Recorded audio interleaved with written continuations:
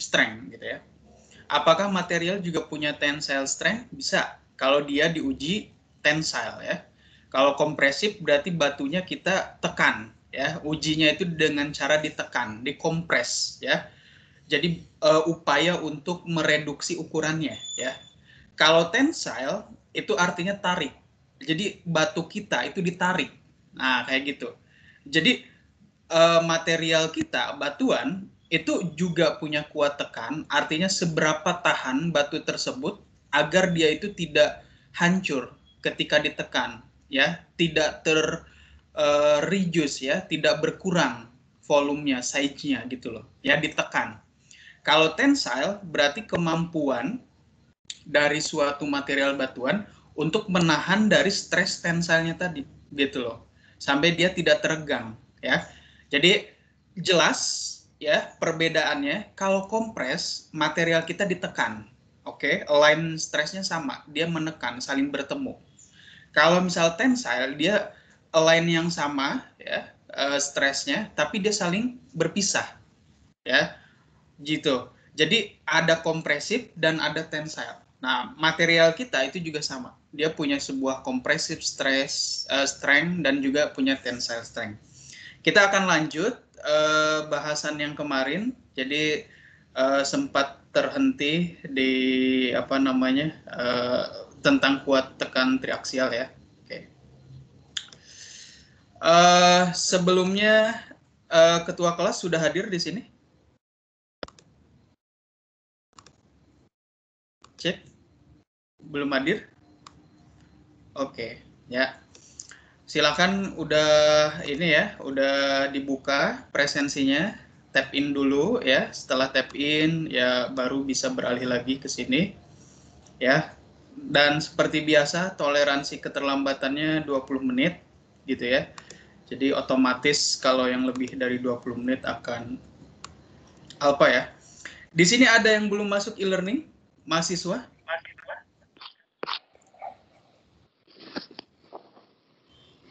Oke, udah masuk e-learning semua ya. Karena ya e-learning itu semua materi-materi kuliah di-upload di sana kayak gitu ya. Jadi pastikan bahwa kalian ada di e-learning kayak gitu. Nanti termasuk UTS dan tugas kemungkinan di e-learning ya. Dan ada beberapa mahasiswa, tolong pastikan betul ya kalian ada di e-learning. Karena kalau terlambat ya nanti nggak bisa upload tugas, nggak bisa upload lain-lain kayak gitu. Dan kemudian ada beberapa mahasiswa yang saya itu nggak bisa enroll ya. Enroll itu masukin namanya ke e-learning. Jadi secepatnya ya, minggu ini terakhir mungkin ya, kalian kontak SSO ya, atau e-learning atau akademik untuk dimasukkan ke mata kuliah geologi teknik. Karena beberapa nama itu nggak muncul ketika saya enroll kayak gitu ya. Tolong di kontak ya minggu ini terakhir gitu sebelum terlambat, karena tugas-tugas ya, kemudian video, referensi, UTS nanti akan diupload di e-learning semua. Oke, ada pertanyaan dulu, silakan. Ya, ini di kolom chat. Jadi buat beberapa yang belum masuk e-learning, sekali lagi silakan kalian kontak pihak e-learning atau SSO ya, kayak gitu. Oke, tidak ada pertanyaan? Clear semua? Saya mau tanya, Pak. Oke. Gimana? Ini Pak, mau tanya tentang kurva tegangan-tegangan kemarin. Itu Ya. dia yang dikatakan Pyler itu ketika kurvanya mulai melandai atau memang sudah dari drop-nya, Pak? Oke, good question. Ketika drop ya. Ya. Oh, jadi kalau Jadi, misal masih landai itu dia masih elastik gitu, Pak ya? itu nanti akan kita bahas, ada slide-nya. Dia ada beberapa ada beberapa tipe ya. Ada ketika dia materialnya brittle gitu ya, ada ketika dia materialnya ductile ya. Jadi respon materialnya akan berbeda-beda kayak gitu. Oke, Pak, Jadi makasih. saya simpan dulu jawabannya, akan kita bahas di slide. Oke, Ada lagi pertanyaan? Izin bertanya, Pak. Oke. Halo, Pak. Iya, siapa ini yang bertanya? Saya Fahri, Pak. Oh iya, silakan. Ini yang pertama ini, Pak, terkait dengan rekaman perkuliahan kemarin. Kalau Ya. dari saya itu belum bisa akses, Pak. Untuk rekam. Oke. Ya. Yang Error. lain? Sama, nggak bisa akses?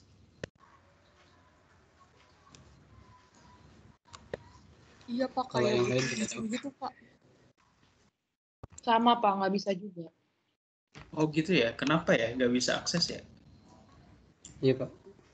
Kalian nggak diminta ini ya, nggak diminta apa namanya, login gitu ya ke akun OneDrive kalian gitu, nggak ada? Awalnya ada sih, Pak, tapi ketika udah login tuh butuh akses gitu. Tapi ketika diklik malah kayak error gitu, Pak. Oke, ya udah berarti nanti saya open akses dulu ya, gitu ya. Oh iya, Pak. Terima kasih, Pak. Ya. Sama saya satu lagi, Pak. Ya gimana? Untuk yang UCS, Pak, Uniaxial Compressive Stress. Nah, kemarin tuh sempat disebutkan ya, saya kurang nangkep, Pak.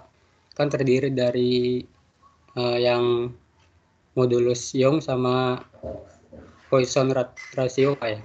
Oke. Itu maksudnya dalam hal apanya, Pak ya? Meliputi itu rumusnya dari UCS atau bagaimana gitu? Mungkin jelaskan ulang. Oke. Ya.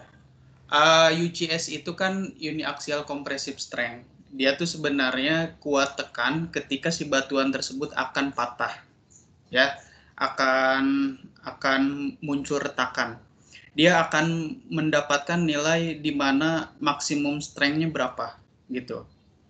Kalau misal kemarin kita punya batuan, itu kan ditekan batunya, ya. Nah, ketika ditekan apa langsung patah? Ketika si Mr. Lab itu menguji UCS, apakah batunya ketika ditekan langsung patah? Tidak, Pak. Tidak kan? Bener nggak? Kenapa? Karena batunya sedang mengalami fase di mana dia akan terdeformasi secara elastis. Maksudnya apa? Ketika tekanan itu dihilangkan, material itu akan balik lagi ke kondisi awal. Kalau kita punya apa namanya karet, bukan gelang karet, misal penghapus, kalian mungkin pernah punya pensil ya, pensil terus yang di bagian atasnya ada penghapus, atau kalau enggak penghapus biasa yang balok, tahu kan? Kalian coba pencet si itunya, si penghapus itu pakai jari kalian, kalian pencet gitu ya. Terus habis itu kalian hilangkan ya. Jadi kalian udah nggak pencet lagi. Apa yang terjadi? Si penghapusnya gimana? Awalnya dia akan reduce size-nya, betul nggak? Akan tertekan, bener nggak? Kalau sekarang pegang penghapus, coba kalian tekan penghapus kalian. Apa yang terjadi ke penghapus ketika ditekan sama kalian? Akan ter-reduce kan? Akan berkurang kan ukurannya, bener nggak? Akan terjadi deformasi, bener nggak? Benar, Pak. Kebayang nggak punya penghapus, kalian tekan, itu dia akan ter-reduce kan? Ukurannya akan makin kecil kan? Bener nggak? Di sisi sebelahnya dia tambah panjang kayak gitu. Nah, habis itu kalian lepas lagi sekarang tekanannya. Apa yang terjadi? Balik lagi ke awal nggak? Nah, itu sama di batuan, dia mengalami proses deformasi elastis. Nah, ketika suatu batu tersebut ditekan dan dia gitu ya, tidak mengalami elastis lagi tapi langsung patah, itu adalah maksimum strength, maksimum kekuatan gitu ya. Batu tersebut mampu menahan stresnya, menahan bebannya. Dia akan patah kalau material itu brittle kayak gitu. Oke? Kebayang nggak kira-kira ilustrasi yang sebenarnya simple ya, gitu ya, kayak gitu. Nah, UCS itu, compressive strength itu adalah peak strength-nya itu, gitu, maksimum stress. Jadi kalau kalian masih bingung, strength itu artinya kekuatan, stress itu artinya tegangan. Kalau stress kita melihat dia dari arah eksternal, dari sumber luar gitu. Yang bekerja pada penghapus itu adalah tangan kita.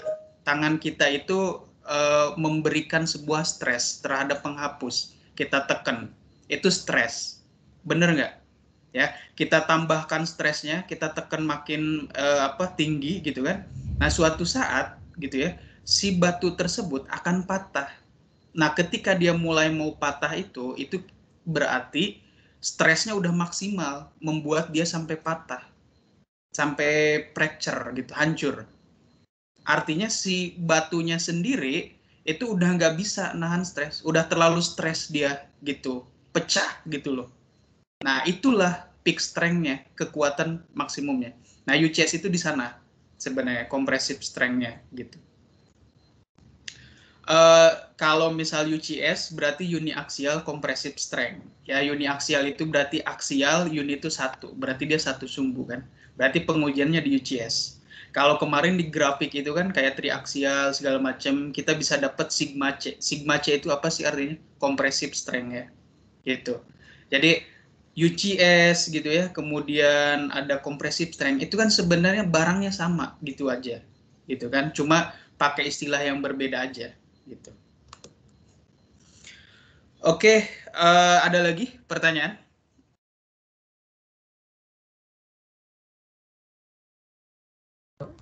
Pak, boleh satu lagi, Pak? Gimana? Berarti UCS itu mengandung dari yang modulus Young sama Poisson ratio, Pak ya, dalam pengujian. Gini, kalau parameter sifat mekanik itu secara umum ada 3. Pertama ada UCS, ya. Oke, biar nggak bingung gini deh, ada compressive strength, gitu ya, 1. Terus kedua, ada modulus elastisitas. Ketiga, ada Poisson ratio, ya. Tiga-tiganya itu meninjau aspek yang berbeda. Di pengujian tersebut, barangnya sama, pengujiannya oke gitu ya, uniaksial atau triaksial gitu. Tapi yang ditinjau, yang dilihat itu berbeda gitu. Ya. Jadi kalau UCS dia melihat kekuatannya gitu. Maksimum strength yang bisa dia tahan sebelum dia patah. Ya, si Mr. Lab itu kan nguji gitu kan. Nguji sampel sebelum dia patah, dia kan pasti akan dapat maksimum stresnya kan. Nah, maksimum stres itu adalah strength kompresif si batuannya. Jadi yang dilihat apa? Yang dilihat apa di sana? Yang dilihat adalah stres maksimum, bener nggak? Oke, simpan 1. Sekarang kita kedua. Modulus elastisitas, ya, itu adalah perbandingan tegangan dengan regangan. Ya, jadi yang ditinjau apa? Ya, yang ditinjau ada 2, stresnya dan juga berapa nilai regangannya. Nah, itu dikomparasi, dibagi, kita akan mendapat sebuah modulus elastisitas. Oke? Kita simpan yang kedua. Sekarang simpan yang ketiga. Ya, ada Poisson ratio. Poisson ratio itu meninjau regangannya aja. Oke? Regangan lateral dibanding dengan regangan aksial. Oke. Jadi kita punya 3 barang. Pertama modulus, compressive strength, dan Poisson ratio. Yang ditinjau sama nggak? Yang ditinjau beda parameternya. Ya, kalau compressive strength dia berarti stres maksimumnya. Oke, simpan 1 itu. Terus kedua, modulus elastisitas itu adalah perbandingan tegangan dengan strength. Oke, simpan itu barang kedua. Sekarang yang terakhir, Poisson ratio itu adalah regangan lateral dibagi dengan regangan aksial. Oke, jadi beda yang ditinjau. Pengujiannya sama, sampel yang diuji sama. Cuma kan dapat parameternya berbeda. Bener nggak? Kayak gitu. Oh, ya, baik, Pak. Terima kasih, Pak. Pak, boleh terakhir, Pak? Mohon maaf. Ya. Tadi yang untuk Poisson ratio itu perbandingan dari regangan lateral, Pak ya, Ya. dengan regangan aksial. Itu Ya. ada negatif nggak Pak ya untuk lateralnya? Lateralnya bisa. Cuma biasanya di dalam geologi itu agak apa ya? Kalau di teknik mesin atau teknik material itu bisa dia.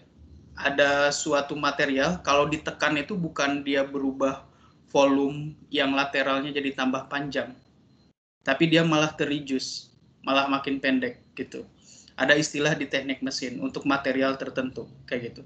Tapi biasanya di dalam geologi gitu ya, nilai Poisson ratio itu range-nya di antara 0 sampai 1 gitu. Jadi dia ada yang full compressible, bisa ditekan gitu ya, ada yang dia incompressible gitu. Nah, kalau misal masalah nanti tegangan lateralnya bisa negatif atau enggak, biasanya material batuan itu ya mungkin saya belum pernah menemukan yang tiba-tiba ketika ditekan gitu ya, volume lateralnya dia malah tambah pendek gitu ya. Kayak gitu. Ya, terima kasih banyak Pak. Oke. Oke, ada lagi?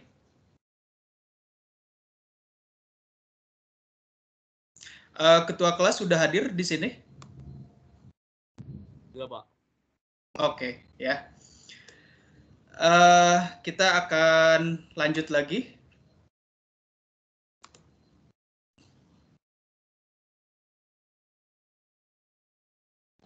Ya, terakhir sudah terlihat layarnya?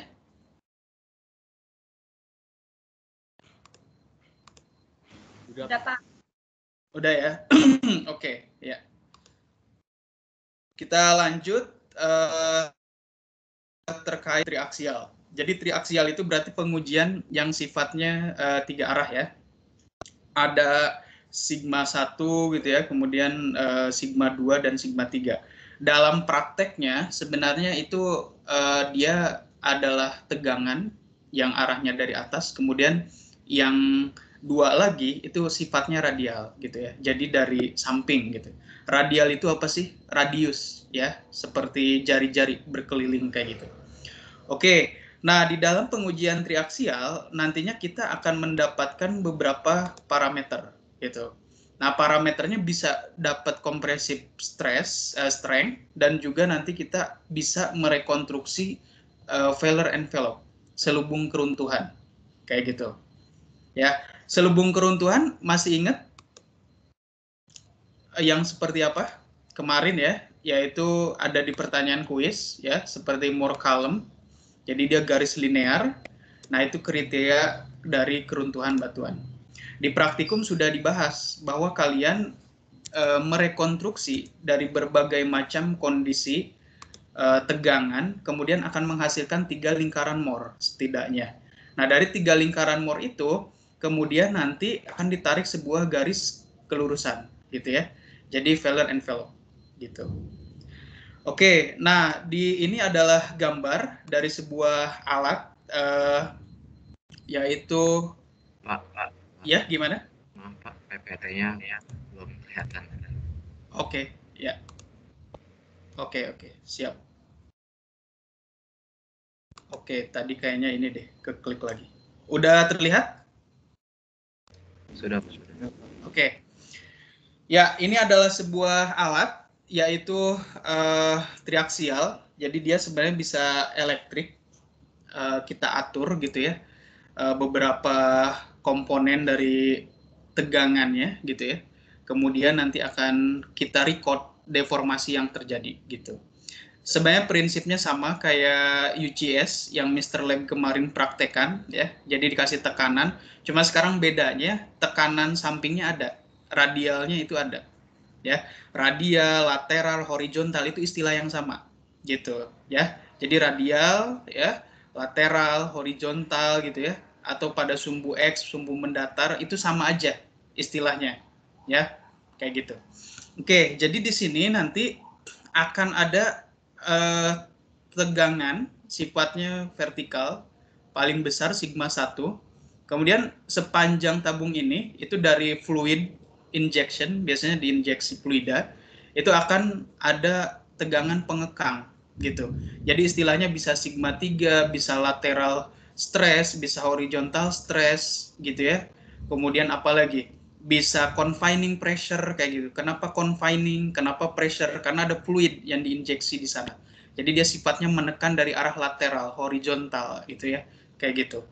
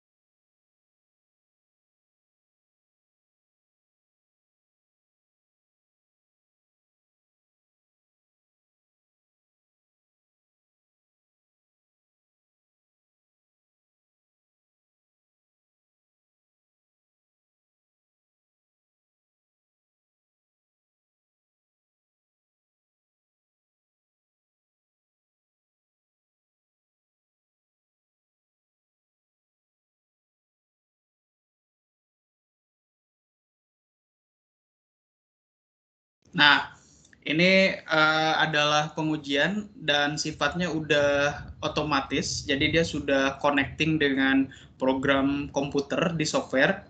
Beberapa alat mungkin masih ada yang pencatatan pakai dial gauge gitu ya, semacam jam gitu ya. Kemudian ada jarum-jarumnya. Ketika ditekan dia dial gauge-nya berputar ke angka berapa kayak itu ya. Seperti di motor kan ada juga tuh speedometer kayak gitu kan. Nah, kurang lebih kayak gitu. Nah, ini yang udah versinya digital. Jadi dia udah connecting ke komputer. Nah, itu udah ngeran otomatis kayak gitu. Jadi dia akan nanti dapat gitu ya kompresif stresnya gitu ya. Kemudian dapat sigma 1, sigma 2 dan sigma 3-nya. Ini kan 3 kali, ini ada berapa pengujian nih? 1 lingkaran, 2 lingkaran, 3 lingkaran, 4 lingkaran. Berarti dia dikasih kondisi empat kondisi yang berbeda gitu ya, sampai failure, sampai dia retak kayak gitu.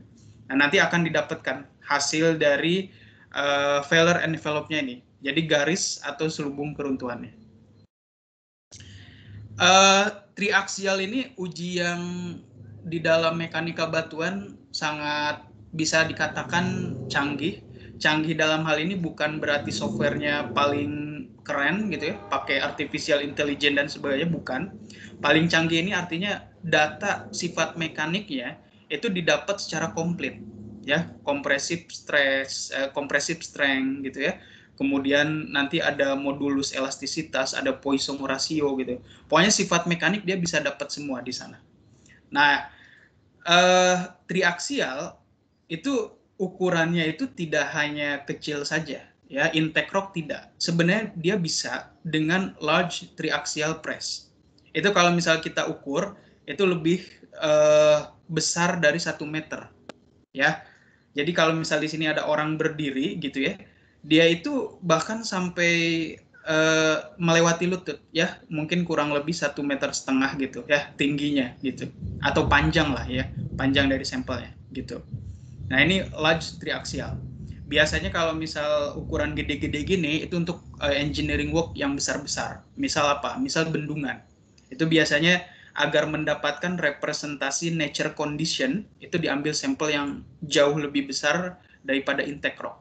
Gitu. Kenapa? Karena intake rock itu overestimate. Maksudnya gini, nilainya pasti akan jauh lebih tinggi. Kemarin kita lihat komparasinya, ya, intake rock itu strength-nya lebih tinggi, jauh lebih tinggi dari rock mass. Nah, ini mencoba mengakomodasi itu, gitu ya. Karena tentu membangun bendungan itu bukan engineering work yang cuma kita bangun rumah satu lantai gitu ya. Tapi itu juga akan menjadi sebuah reservoir air gitu ya untuk pembangkit listrik atau untuk irigasi dan sebagainya. Jadi perlu kita mengetahui parameter sifat mekaniknya gitu ya sebisa mungkin gitu ya. Itu benar-benar bisa merepresentasikan nature condition-nya gitu ya. Jadi kalau kita punya material yang seperti ini ya tentu heterogenitasnya gitu kan, kemudian diskontinuitasnya itu kan akan muncul dibandingkan dengan intake rock yang masih lembut gitu ya, yang masih belum ada apa-apa gitu kan, belum ada goresan, belum ada retakan dan sebagainya. Ini dari Meng, jadi ada beberapa pengujian ya di dalam triaksial yang diplot itu deviatorik, sigma 1 kurang sigma 3-nya gitu ya. Sigma 3 itu confining pressure atau dia tekanan fluida pembatas, confine ya, confine bisa terkekang, bisa membatasi gitu kan. Di dalam triaksial kita menggunakan fluida gitu ya, ya bisa air atau fluida yang lain kayak gitu. Oke, jadi sigma 3-nya itu ditambah gitu loh ya, sigma 3 dari 0, 5, 10 sampai 15. Nah ternyata yang terjadi apa ya, kalian lihat ini ya, sigma 30 bentuknya kayak gini bulat, sigma 35 kotak, sigma 310 dia segitiga, sigma 315 dia titik hitam. Oke ya pegang itu. Sekarang kita lihat grafiknya. Nah ketika sigma 3 confining pressure-nya dia 0, itu grafiknya seperti ini ya. Ketika dia sigma 3 ya nilainya 5, dia grafiknya seperti ini. Oke. Kemudian ketika sigma 3-nya 10, dia grafiknya seperti ini. Oke. Jadi apa yang bisa disimpulkan dari sini? Ada yang bisa nebak nggak? Sangat simpel sekali membaca grafiknya. Apa yang bisa disimpulkan dari sini? Ada yang tahu nggak? Dari kemarin yang kita pelajari terkait dengan strength, dengan modulus gitu. Apa yang bisa diambil kesimpulan? Ada yang tahu nggak? Jawabannya gampang, lihat teks yang di sebelah kanan ini, gitu. Ya, jadi kekuatan batuan itu akan naik ketika sigma 3-nya naik, betul nggak? Ini sigma 3 ketika 0, ini sigma 3 ketika 5 megapascal, bener nggak? Ya, ini ketika sigma 3 10, ini ketika 15. Jadi apa yang terjadi? Ini kan puncaknya nih, peak strength-nya kan, ya. Compressive strength yang kita punya kan di sini nih. Itu berapa nih?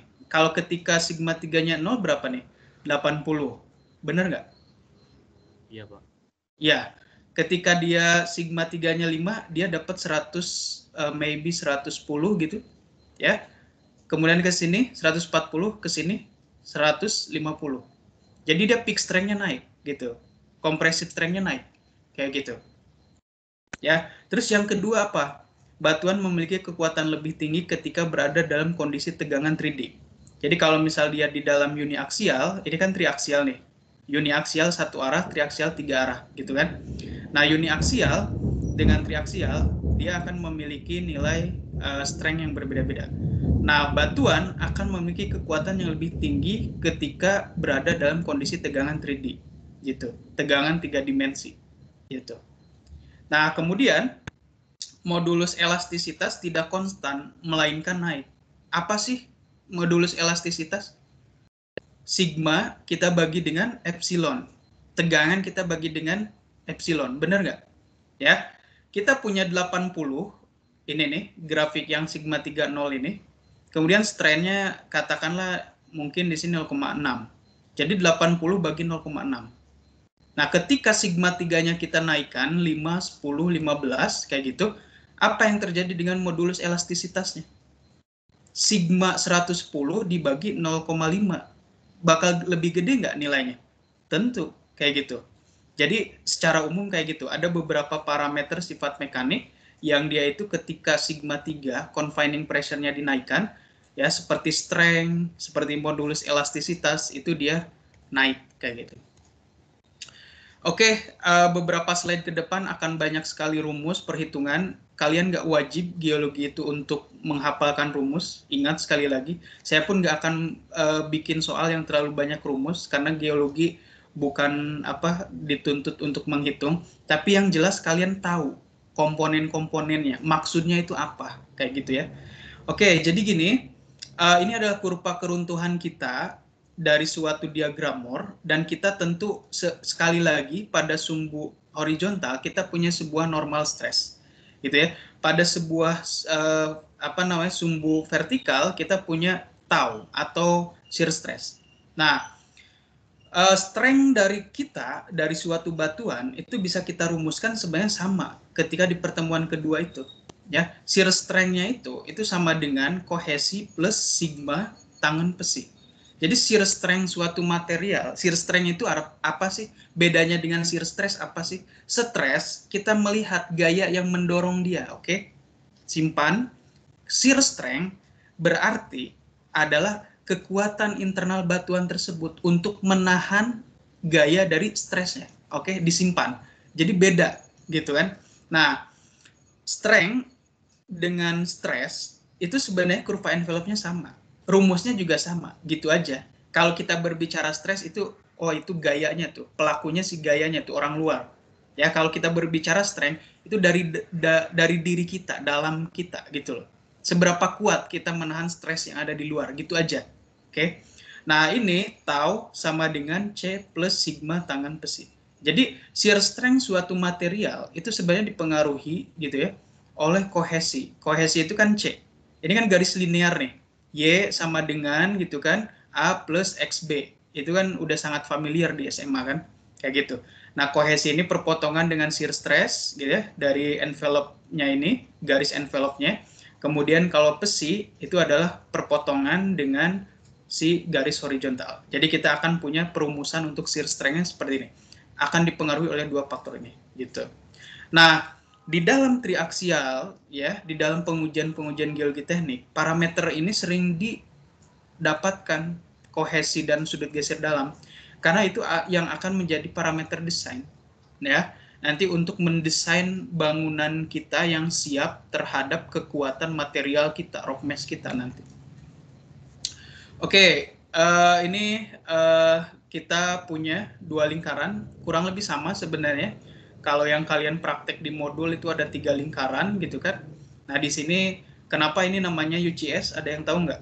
Karena nggak ada sigma 3-nya kan, bener nggak? Jadi dia cuma satu arah, ada sigma 1 aja di sini. Bener nggak? Ya, sigma 3-nya 0 di sini. Gitu ya. Kalau ini kan triaksial, ada sigma 1 dan sigma 3, kayak gitu ya. Nah, ini kan bisa kita tarik garis tangensial. Itu yang kalian lakukan di praktikum modul yang soal nomor 2 ya. Itu kan kalian menarik tangensial. Tangensial itu apa sih? Garis tegak lurus kan terhadap ini nih. Garis lingkaran ini nih ya. Ada tegak lurus, kita tarik ke titik pusatnya. Ini kan tegak lurus nih. Nah, itu tangensial namanya. Kayak garis tangensial ini, kayak gitu. Nah, ini sama. Kita akan mendapatkan sebuah C gitu ya, besi. Kenapa di sini sigma aksen? Sigma aksen itu artinya efektif stres. Apa sih efektif stres? Ya, di pertemuan kedua itu. Ya, jadi dia kekuatan gitu ya, gaya tarik menarik gitu ya antar partikel si tanahnya, si butir batunya kayak gitu. Jadi ketika dia tidak ada pore pressure-nya, tidak ada tekanan airnya. Oke. Nah, ini kan pengujian kita punya sigma 1 gitu ya, kita punya sigma 3, kemudian nanti dia akan mendapatkan sebuah bidang keruntuhan ya, shear failure plan gitu ya. Bidang keruntuhan shear geser. Nah, ini kan yang kita lihat oleh si Mr. Lab itu ya. Ya, di Mr. Lab itu kan nguji tuh ya, kemudian ada shear kan, shear plan. Nah, itu yang common sekali terbentuk gitu. Oke, jadi ini more column. Sebenarnya perumusan ini gampang. Kalau kalian ada waktu silahkan diulik ya gitu. Jadi intinya kita punya kriteria keruntuhan yang dipengaruhi oleh kohesi gitu ya, dan juga sudut geser dalam gitu ya. Dari triaksial kita bisa memperoleh ini gitu. Oke, kalau tadi itu adalah more column kriteria gitu ya. Jadi kita memiliki beberapa parameter gitu ya, seperti kohesi gitu ya, dan kemudian ada sudut geser dalam. Nah, sebenarnya kriteria keruntuhan batuan itu tidak hanya more column, ada Griffith gitu ya, ada Hook Brown gitu ya, ada banyak gitu. Kalau Hook Brown itu dia ditarik garisnya. Kalau more column kan garisnya linear nih, set, bener nggak? Linear nggak ini? Set gitu kan, lurus. Nah, Hooke Brown itu sebenarnya dia berdasarkan eksperimental gitu ya. Jadi dia menguji, kemudian diplot, menguji, diplot, menguji, diplot kayak gitu. Nah, kemudian nanti akan ditarik sebuah persamaan garis juga. Garisnya bukan linear gitu. Nah, kemudian akan bisa kita peroleh gitu hasil-hasil ini gitu. Jadi sigma 1 dia akan dipengaruhi gitu ya oleh uniaxial compressive strength. Kemudian ada beberapa parameter seperti M, S, A. Itu apa sih? Itu sebenarnya konstanta aja gitu ya. Konstanta yang bergantung kepada karakteristik material secara umum. Jadi dia ngeplot banyak sekali data pengujian gitu ya, triaksial Hooke Brown ini. Kemudian didapat sebuah persamaan. Nah, ini nanti kita akan memperoleh sebuah compressive stress-nya gitu ya, kemudian tensile stress-nya. Jadi sekali lagi batu tidak hanya compressive strength, batu juga bisa ditarik gitu ya. Kemudian persamaan masing-masing konstanta ya kayak gini. Ya. Intinya kalian melihat dulu deh gitu ya, apa sih yang ada komponennya. Oh, ini sigma C. Oh, kalau di Hooke Brown ada S-nya, ada M-nya, gitu aja. Ya, yang paling penting itu sebenarnya. Kalau more column, oh itu ada C-nya, kohesi, kemudian ada besi, sudut geser dalam. Nah, di Hooke Brown, kita punya tadi konstanta yang M, S, A, kayak gitu kan. Kemudian ada satu lagi, itu adalah GSI. Ya, GSI itu apa sih? Ya, Geological Strength Index. Ya, indeks kekuatan geologi. Gitu. GSI itu apa? Kita lihat. Nah, Geological Strength Index ini berdasarkan Hooke. Kalau kalian udah pernah lihat kuliahnya Hooke di e-learning kemarin gitu ya, salah satu ahli geologi teknik sudah malang melintang berbagai macam project-project engineering geologist. Jadi sangat direkomendasikan sekali kalian nonton di YouTube ya, kalau suka YouTube searching channel namanya Rock Science, itu banyak kuliahnya dari Hooke ya. Dalam bahasa Inggris tapi gak apa-apa ya, gampang kok, terminologi dipahaminya gampang gitu ya, gambar-gambarnya juga bagus, high quality semua, dokumentasinya bagus-bagus kayak gitu. Oke, jadi GSI ini, Geological Strength Index, ini adalah untuk menaksir berapa sih nilai dari suatu rock mass gitu. Jadi biasanya dilakukan oleh sekaliber orang yang sudah punya jam terbang tinggi, jadi dia bisa menilai gitu ya. Jadi dia nggak perlu mengukur satu-satu retakannya gitu ya, isiannya bagaimana, tapi dengan cara kualitatif gitu. Ya, jadi ada dua tabel yang sifatnya decreasing surface quality, kemudian ada structure gitu ya ke bawah. Nah, decreasing surface quality ini maksudnya adalah semakin ke arah kanan itu permukaan gitu ya dari suatu batuannya itu makin mulus. Oke? Jadi kualitas batuan itu, kalau di batu itu bukan cari yang paling mulus ceritanya ya, cari yang paling kasar gitu, karena kekuatannya berasal dari sana. Oke? Nah, jadi decreasing surface quality, arah panah ke kanan itu menunjukkan material yang surface-nya itu very smooth, sangat halus. Oke? Nah, structure di bawah itu menunjukkan interlocking dari si blok batunya atau butir batunya. Ya, jadi nanti ada intake rock, artinya apa? Nggak ada retakan atau bahkan mungkin ada satu aja gitu ya. Kemudian ada blocky ya, ada beberapa join gitu ya intinya. Kemudian ada very blocky gitu ya, sampai nanti ada laminated ya, serried kayak gitu. Jadi ini akan menunjukkan decreasing interlocking of rock pieces. Jadi semakin banyak retakannya dia, itu sebenarnya makin buruk. Nah, GSI ini ketika seorang geolog profesional terjun ke lapangan, dia melihat suatu singkapan, oke, ya, ini materialnya very smooth, kemudian ini banyak laminasi ya, kemudian blocky dan sebagainya. Oke, dia ditembak nilainya. Oke, dapat 20, dapat 30. Kalau dia intake rock, permukaannya kasar, dia dapat 90. Nah, parameter itu yang akan dimasukkan untuk menghitung variabel-variabel konstanta tadi gitu. Dan kita akan menemukan sebuah compressive stress, compressive strength dan tensile strength-nya nanti kayak gitu. Oke, kita lanjut dulu ke kuat tarik, tensile strength. Nah, kuat tarik ini gitu ya, berarti dia kapasitas dari batuan untuk menahan stres dari tensile. Ya, dari sini kita ini ya, apa namanya, sudah sangat jelas ya perbedaannya di mana gitu. Bahwa kalau misal kuat tekan gitu, berarti ketika material tersebut ditekan gitu ya. Kalau misal kuat tarik berarti ketika material tersebut ditarik kayak gitu ya. Jelas ya, clear ya. Jadi kuat tarik kapasitas batuan untuk menahan stres dari tensile. Kapasitas batuan untuk menahan stres kompresif berarti kuat tekan. Bener nggak? Gampang ya? Terminologinya gampang banget kan? Gitu kan? Oke, ini beberapa. Sebenarnya kalau misal tensile, artinya dia akan menarik ya si sampel tersebut. Itu bisa pakai point load. Ini udah kita lihat kemarin. Ya ini hanya beberapa perumusan aja kalau kita mau nyari tensile strength gitu ya. Itu tuh apa aja sih parameternya ya? Ada dia sebuah gayanya gitu kan, index point load-nya, panjang sampelnya gitu kan, kemudian ada shape factor dan sebagainya kayak gitu.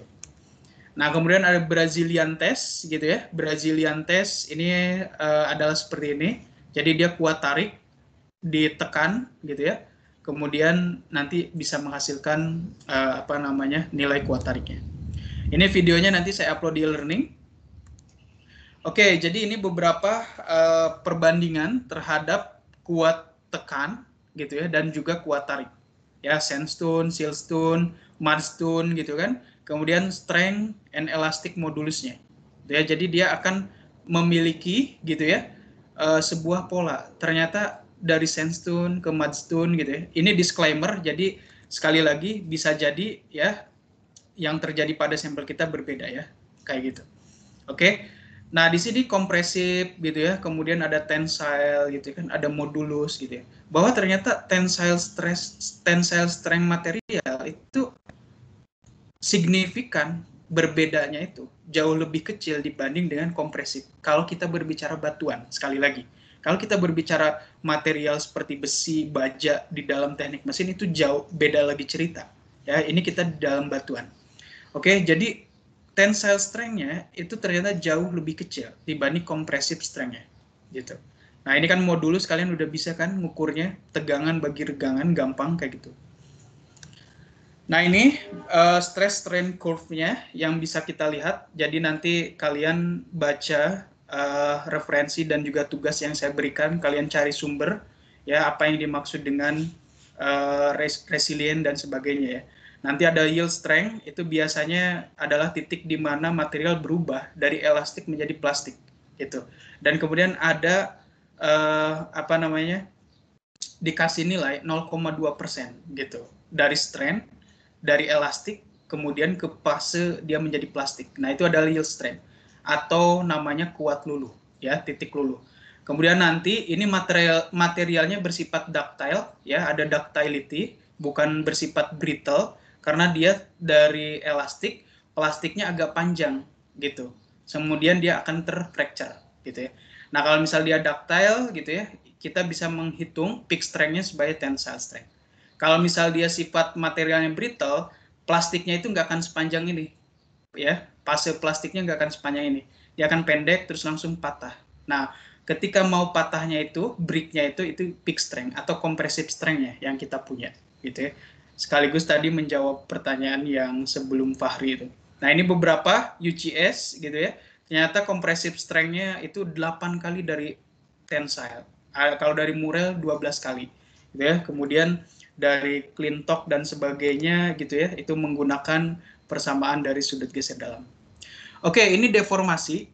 Ini penghapus, saya dirikan, kemudian saya tekan penghapus ini, itu dia kurang lebih akan mengalami seperti ini. Nah, ini kan sebenarnya axial strength, ya. Ini adalah lateral strength. Tadi Fahri bertanya katanya bisa nggak negatif? Di dalam batuan rasanya kita agak mustahil. Ya mungkin saya belum baca aja. Ketika ditekan, ininya berkurang, yang bagian lateral juga berkurang. Agak aneh gitu loh. Nah, tetapi di dalam engineering yang lain itu ada material ketika ditekan, udah mah panjangnya berkurang, bagian lateralnya juga berkurang. Aneh banget kan? Aneh bin ajaib. Tapi itu ada fenomenanya. Tetapi di dalam batuan, commonnya biasanya ditekan, bagian sampingnya ya dia akan melebar. Gitu. Nah, ini tipe-tipe keruntuhan yang terjadi gitu kan. Jadi biasanya sifat mekanik kita itu akan menghasilkan tipe keruntuhannya, karakteristik deformasinya, ductile, brittle gitu kan. Kemudian tegangan yang bisa diberikan hingga keruntuhan terjadi gitu. Nah, ini diberikan tegangan masih bersifat elastis, kemudian ini mulai break gitu ya, mulai hancur. Ya, ada yang splitting. Split itu artinya membagi gitu ya, berarah horizontal. Mr. Lab yang kemarin gitu ya menemukan ada split fracture, kemudian ketika ada confining pressure atau arah lateralnya kita punya sebuah shear ya, ini dinaikkan biasanya akan menghasilkan sebuah ductility, kemudian ada shear fracture di sini. Tensile artinya dia ditarik gitu kan. Kemudian kita punya tensile failure induced by point load. Jadi secara tidak langsung sebenarnya. Ya, jadi dia tensile juga. Padahal sifatnya kompresif, tidak seperti tensile ini, tapi dia yang dihasilkan adalah sebuah regangan tarik. Oke, jadi the most useful description of the mechanical behavior of intake rock is the complete stress strain curve in compression. Oke, tolong ingat baik-baik. Kalau bisa ini dikasih stabilo, ya. Jadi perilaku mekanik kita itu akan tercermin dari kurva tegangan dan regangan dalam fase kompresi. Kita akan mendapatkan modulus elastisitas, kita akan mendapatkan V ini, gitu ya. Kemudian kita akan tahu material itu brittle, gitu kan. Kemudian kita akan tahu peak strength-nya berapa, gitu kan. Kemudian kita akan juga punya post peak behavior-nya, gitu. Post peak itu berarti setelah dia mencapai puncak itu regangannya itu akan drop banget, akan terus berjalan gitu dan sebagainya. Nah, ini contoh-contohnya. Stiffness kalau masih ingat itu berkaitan banget dengan modulus elastisitas, artinya kekakuan gitu ya. Kemudian strength itu tadi peak dari si strength-nya, stress-nya, kemudian very brittle. Jadi dia langsung drop, failure kemudian drop kayak gitu. Nah, ini sebenarnya gambaran umum aja gitu kan. Kan realitanya sebenarnya nggak kayak gini kan. Kemarin aja garisnya ternyata dia sempat drop dikit, naik drop dikit kayak gitu kan. Nah, tipikalnya ini bisa kita katakan sebuah high stiffness. High strength ya, compressive strength-nya tinggi kan, betul. Dan dia very brittle. Jadi ketika failure langsung drop. Nah, kalau ini medium brittleness gitu. Jadi dropnya dia landai, nggak terjun bebas nih. Ya, kayak gitu. Nah, yang ini gitu ya, dia low stiffness. Ya, stiffness itu kan dia related banget dengan modulus elastisitas kan. Ini kan modulus elastisitasnya kecil kan dibanding yang tadi. Strength-nya kecil. Kenapa? Ya karena di sini peak strength-nya dia kecil kan dibanding yang gambar barusan kayak gitu. Dan dia sifatnya brittle. Ya. Jadi ketika sudah patah, ya regangannya gitu ya, dia tidak berlanjut banyak gitu loh. Nah, beda dengan yang ductile ini gitu ya. Jadi dia belum fracture, tapi material itu dia mengalami deformasi yang sifatnya plastis. Ya, plastis itu apa sih? Plastis itu kalau kalian punya plastik gitu ya, kalian tarik plastik yang sering bungkus minyak tuh di warung-warung, kalian tarik, kalian lepasin gayanya. Apa yang terjadi? Balik lagi ke awal nggak kayak karet? Enggak kan? Nah, itu dia mengalami plastis. Nah, batuan bisa mengalami ductile itu. Ductile itu artinya plastis. Gitu ya. Ini kenapa low stiffness tadi modulus elastisitasnya low strength karena stresnya dikit. Jadi kalau misal dari grafik ini, kalau dia tiba-tiba drop itu bisa kita katakan brittle gitu ya. Tapi kalau dia masih lanjut, dia berarti mengalami plastic deformation kayak gitu. Oke, demikian karena waktu yang terbatas, silakan kalau ada pertanyaan taruh di kolom chat, nanti saya jawab atau kirim ke email saya yang di sini. Selamat pagi, kita berjumpa lagi di pertemuan pekan depan. Saya mengingatkan kembali, ada tugas 1, tolong dikerjakan secara individu, jangan mencontek ya. Lebih baik kalian mencari sendiri persiapan gitu ya, bangga dengan hasil kerja sendiri. Oke, kemudian yang belum bisa akses e-learning secepatnya minggu ini terakhir kalian kontak akademik, SSO atau e-learning karena saya nggak bisa enroll. Ya, di mata kuliah yang lain juga sama, di mitigasi ada beberapa mahasiswa yang nggak bisa saya enroll. Selamat pagi, wassalamualaikum warahmatullahi wabarakatuh. Terima kasih. Masih, Pak. Masih, Pak. Terima kasih, Pak. Ya, sama-sama. Silakan live ya. yang masih ada di ruangan itu akan terrecord, jadi nanti bisa saya batalkan kehadirannya. Langsung live. Pak, permisi Pak ya. Duluan. Terima kasih Pak.